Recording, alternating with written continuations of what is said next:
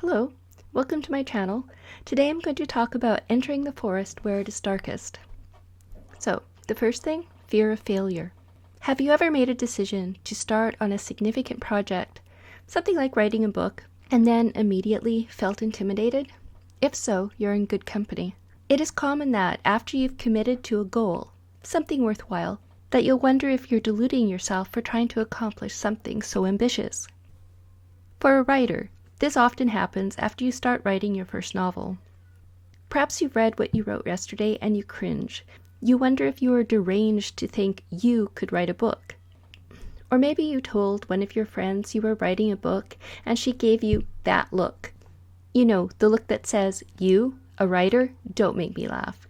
Suddenly, you want to put your fledgling manuscript out of its misery and inter it in a shoebox under your bed. Here's my advice. Ignore those sort of critics. Even if your novel never climbs to the top of the New York Times bestseller lists, even if it is never published, simply finishing it will be a worthwhile accomplishment. Remember, even wonderfully talented writers such as Stephen King have their haters.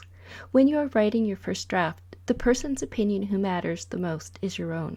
After you've finished your book, then solicit the opinion of other writers, especially ones who are familiar with the kind of book you have written. For instance, if you've written a romance novel, I would not ask someone who despises romance novels to critique it. In any case, I wanted to say something about the importance of doing what we find difficult. Many people have advocated for this, but I think I heard the idea first from Joseph Campbell. It is this: move toward your discomfort. Here is a quotation from a 12th century account of the Grail Myth. I've copied this from Campbell's biography, A Fire in the Mind, written by Stephen Larson. I'll read that in a minute. Here is the context. The Grail, covered by a veil, appears to King Arthur and his knights and then disappears.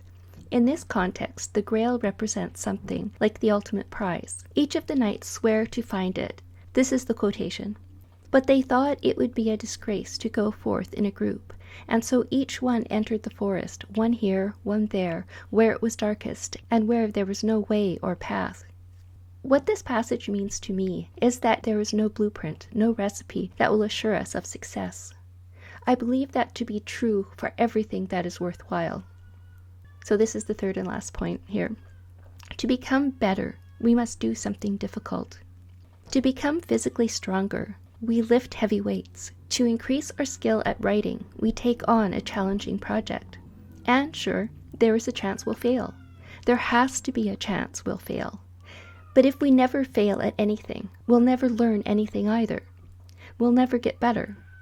If you're a writer, if you want to become a writer, part of doing what is difficult is pushing through the fear that comes with starting a new, ambitious project and committing yourself to it, even though you might fail. That said, personally, I think that even just the attempt itself is worthwhile. That's all I have for today. Please like and subscribe if you've gotten something from this video. As always, good writing.